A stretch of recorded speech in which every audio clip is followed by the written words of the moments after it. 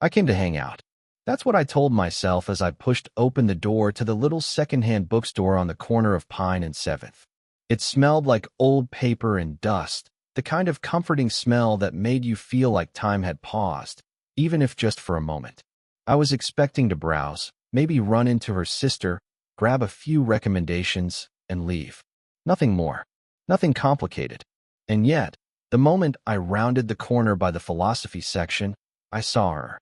She was kneeling by the lower shelves, picking up a stack of tattered books, and for a second, the light caught the silver in her hair, just so. I don't know why it hit me, but I froze. She wasn't trying to look beautiful, wasn't putting on anything for me or anyone. Yet somehow, she commanded attention the way sunlight commands shadows. Her sweater was soft gray, loose at the sleeves, and she wore it like armor and invitation at the same time. There was a faint crease between her brows, like she was thinking deeply, or maybe just listening to some silent, private joke. I cleared my throat. Hey, I said, feeling suddenly small in a space I usually loved. She looked up, and that's when the electricity flickered. Just for a heartbeat, she held my gaze, steady, almost teasing, and I could feel it in my chest, a small, anxious flutter that had nothing to do with the books on the shelf. Then she smiled, a subtle lift of the corner of her mouth, like she knew something I didn't. Hey, she replied softly. Came to browse again? Yeah, I said, trying to sound casual, which I failed at spectacularly. I mean, just, check out some books. Nothing fancy. Her laugh was quiet but warm, like wind over stones. It made me aware of my own awkwardness, of how much I wanted to say something clever or funny, but my tongue refused to cooperate. So I just nodded and pretended to study a book whose spine I wasn't even reading. She straightened, brushing a strand of hair from her face. Your sister's in the cafe, she said, almost as an afterthought, but I caught it, the way her voice lingered on cafe, like she was testing if I'd actually leave her space or linger. I lingered. Of course I lingered. Then, without warning, she knelt again to pick up a book I'd knocked over. Or maybe she just noticed it was out of place. Our hands brushed. Just briefly, just once. But I swear I felt it all the way up my arm. She didn't pull back immediately. Instead, she held my gaze, a question hanging in her eyes that I couldn't answer. And then she straightened, giving me the faintest nod, as if that touch had been a conversation all on its own. I wandered through the aisles, trying not to think about the way she had looked at me, trying not to remember the brush of her hand against mine. But it clung to me anyway, like a shadow I hadn't noticed until it was already there. By the time I left, carrying a single book I barely even wanted, I knew something had shifted. Something unspoken. Something that wasn't just about books, or her sister, or even this dusty little store. And I couldn't stop thinking about that single, fleeting brush of our hands.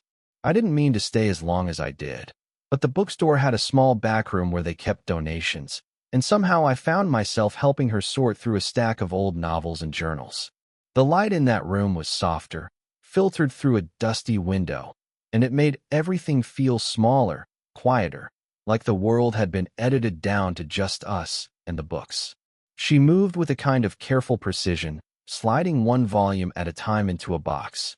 Her hands were strong, the skin slightly roughened at the knuckles, but there was a gentleness to the way she handled each book, as if each one carried a secret she didn't want to break.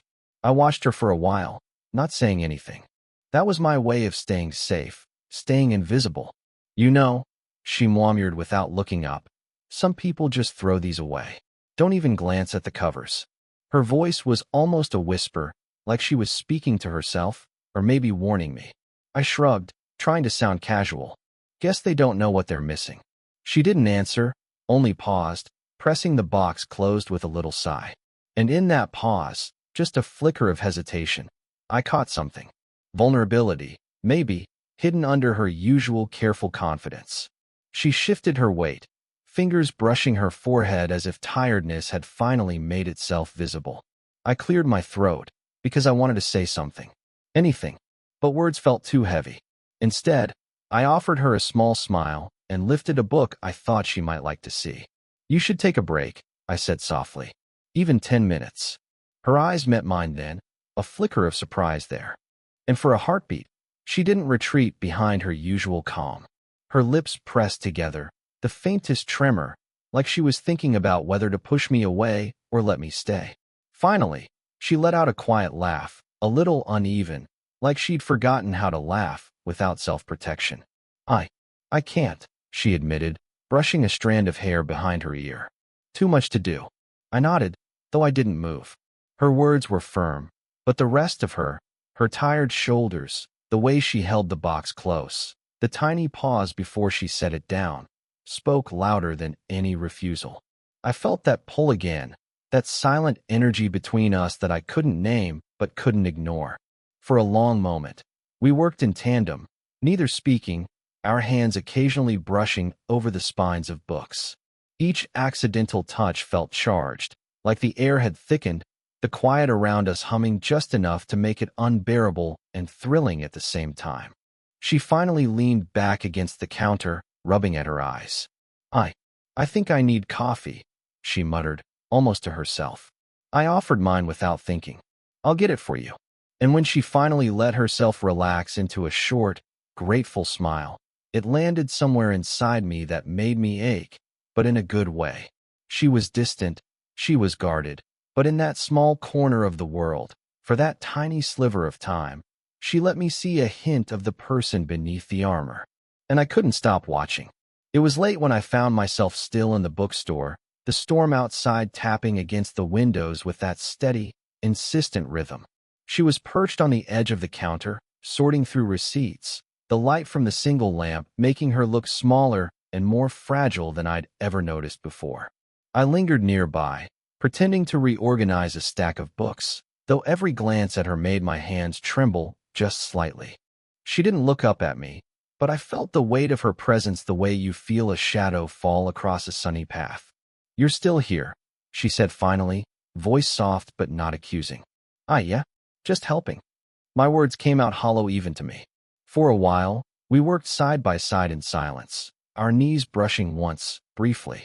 I caught the flicker in her eyes, the small, almost imperceptible pull that said she wanted to talk, wanted to say something, but couldn't. And I knew I shouldn't push. I wanted to. God, I wanted to. But I didn't. Just as I opened my mouth, a sharp chime cut through the quiet. Her phone. She picked it up, and the name flashing on the screen made her expression shift. A quick, almost imperceptible tightening around her mouth. I didn't ask. I didn't need to. I knew it wasn't for me. She hesitated before answering. Her voice was controlled, polite, but distant. I could see the tension in her shoulders, the way she kept one hand on the counter as if it anchored her somewhere safe. I stayed still, pretending to reorganize a shelf behind her, though I could hear every word she said. Her laugh, quiet, clipped, careful, made my chest ache with a kind of longing I couldn't name. She was engaged with someone else on the line, but I felt every shift in her tone like it belonged to me. When the call ended, she put the phone down and leaned back, rubbing at her eyes. Sorry, she murmured, almost embarrassed. That was complicated. Don't worry about it, I said, my voice too low, almost disappearing into the hum of the storm. We lingered there, the room suddenly small, almost claustrophobic. I wanted to close the gap, to reach out and brush a stray hair from her face, to let her know without words that I was here, that I saw her. But some part of me knew I shouldn't. That line between wanting and overstepping was razor thin. Her hand shifted on the counter, and our fingers touched for just a second, just enough to make me aware of everything. The softness of her skin, the tension in her grip, the small shiver that ran through me. She didn't pull away, though she didn't move closer either. I swallowed, my chest tight, and looked down at the floor, pretending not to notice. She looked up at me, that brief flicker of something, regret, curiosity, longing, passing through her eyes before she busied herself with the receipts again. I wanted to say something. I wanted to cross that invisible line between just helping and something more. But I didn't. I let the storm outside do the yelling for both of us. And yet, when she finally stood to stretch, our shoulders brushed once more, and for the briefest instant, it felt like the world had tilted and nothing else existed. I couldn't stop thinking about that brushed we were sitting in the back room, the stacks of books now forming uneven walls around us, and the light had grown dimmer as the afternoon bled into evening. Rain streaked the window, soft at first, then heavier, like it was pressing down on the world outside. I couldn't remember how long we'd been there in silence, each of us pretending to sort or organize, but really just existing in the same room, close enough to feel each other's presence, but far enough to avoid acknowledging it. She finally set a book down and looked up, her eyes fixed on mine longer than usual. The pause hung between us, thick and unspoken. "I don't know what we're doing," she said, voice low, almost swallowed by the room. I froze, my hands resting on a stack of novels, suddenly aware of the way my fingers twitched. "What do you mean?" I asked, though I already knew. She shook her head, eyes darting to the shelves, then back. Whatever this is, it doesn't feel normal. And I don't know if I should feel like it's okay, or if I should just stop thinking about it altogether." Her words landed somewhere inside me that made my chest ache. I wanted to reach out, to say something that would bridge the gap, but all I could do was nod, helplessly aware of the tension that had built up for weeks, maybe months. I shifted closer, careful, though I didn't touch her. I don't know either," I admitted. I notice things. Everything about you. And I can't stop." She looked down, tugging at the cuff of her sleeve, and I noticed the faint tremor in her hands. That quiet vulnerability, so unlike her usual composure, cut deeper than any confession could. She was tired, yes, but not just physically. Emotionally. The weight of something unsaid was pressing on her, and I could feel it echoing in my own chest. We sat like that for a long stretch, neither speaking, listening instead to the rain tapping the window, to the soft shuffle of papers, to the sound of our own breathing. The silence wasn't empty. It was charged, heavy, demanding acknowledgement without words. Finally, she let out a breath that seemed to carry years of restraint. "I don't even know why I let you stay here," she said, almost to herself. "It's dangerous for me. For you. I should just—" Her voice cracked and then faltered, the sentence unfinished, hanging like smoke in the air. I leaned back slightly, trying to give her space while also wishing I could erase the distance between us. "I'm not going anywhere," I said softly. Even if it's complicated. Even if it's wrong. My voice caught. "I just can't not notice you." She didn't respond, only lowered her gaze. I watched the way her shoulders slumped slightly, the small bite of her lip, the way her hands twisted together in quiet frustration.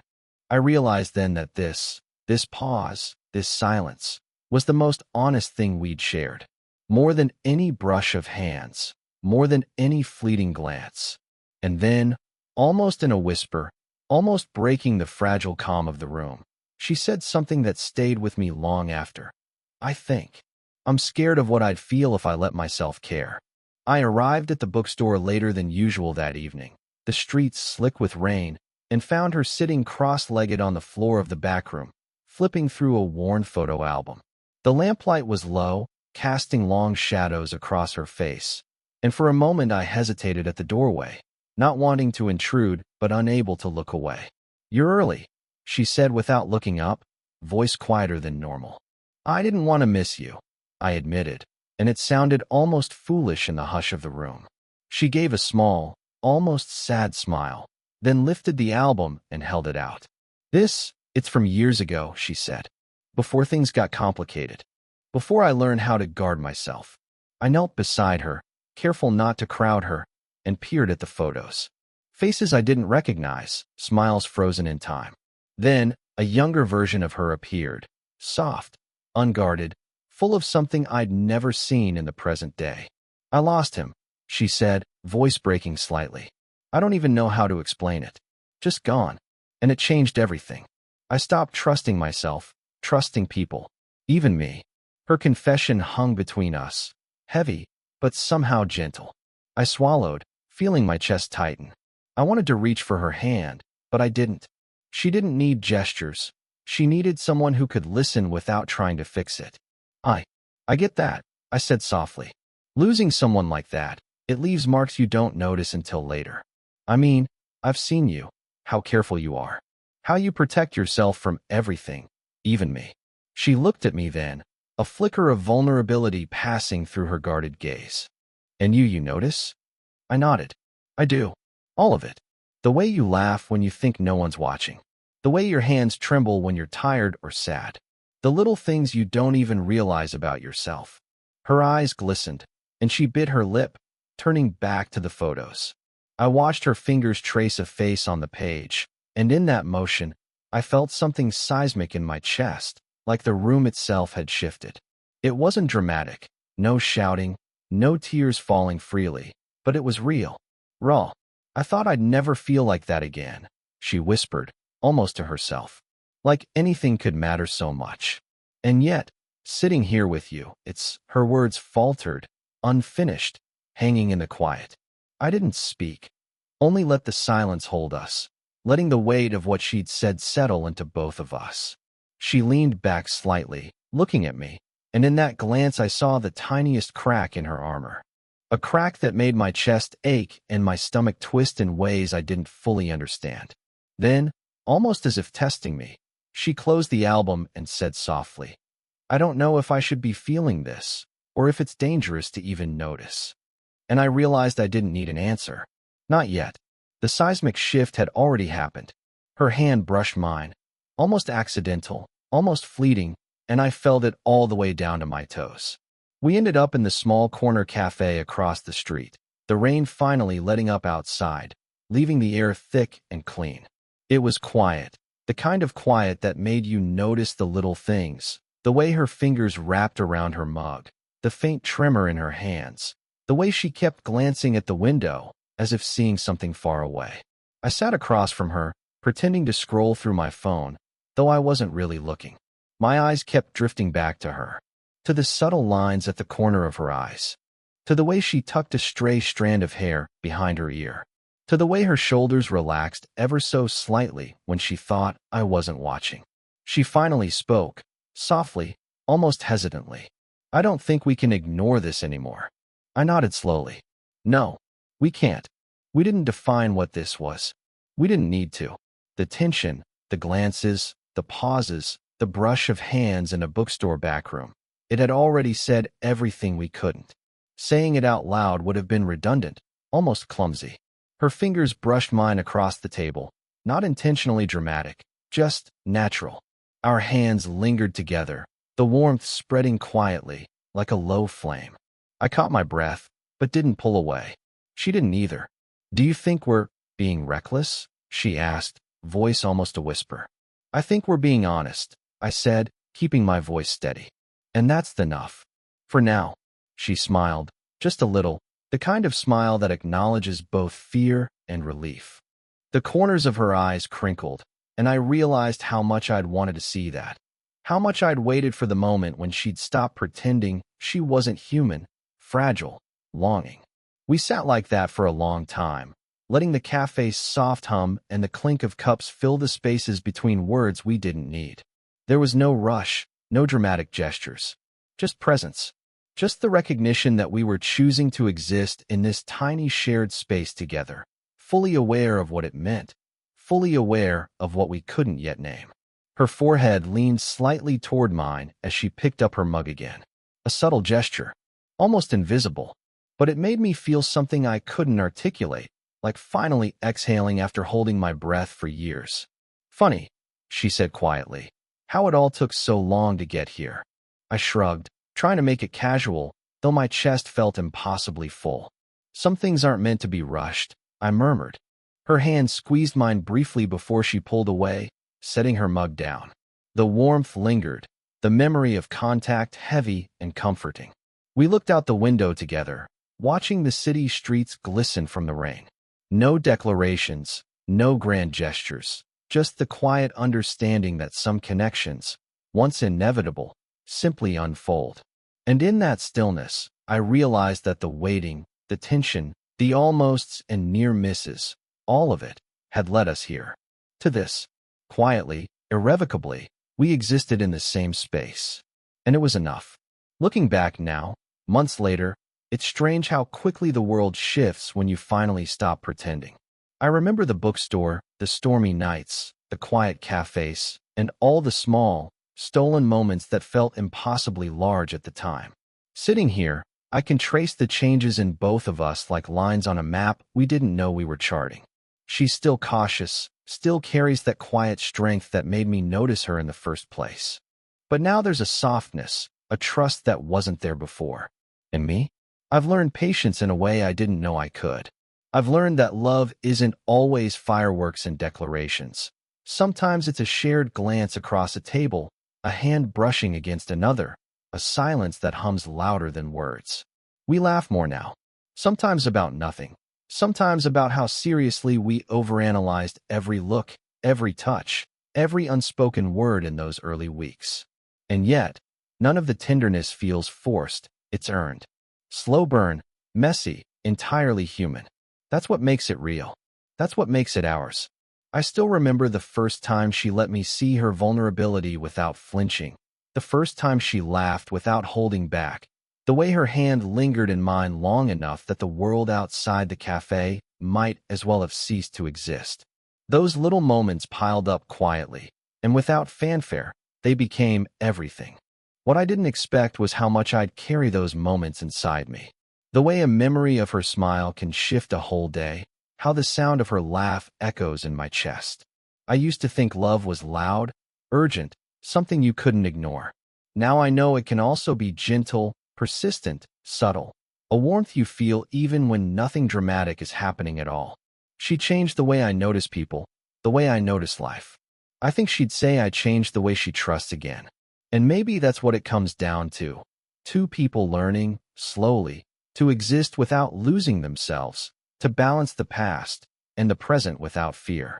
I catch myself smiling sometimes, just remembering the brush of her hand, the faint tremor in her laughter, the way she looked at me that first night like she saw all my flaws and stayed anyway. Those memories don't haunt. They linger warmly, gently, reminding me that slow burn love, the messy, imperfect kind, can be the most real kind of all. And so, here we are, in a quiet corner of the world, still discovering each other in the ordinary spaces of life.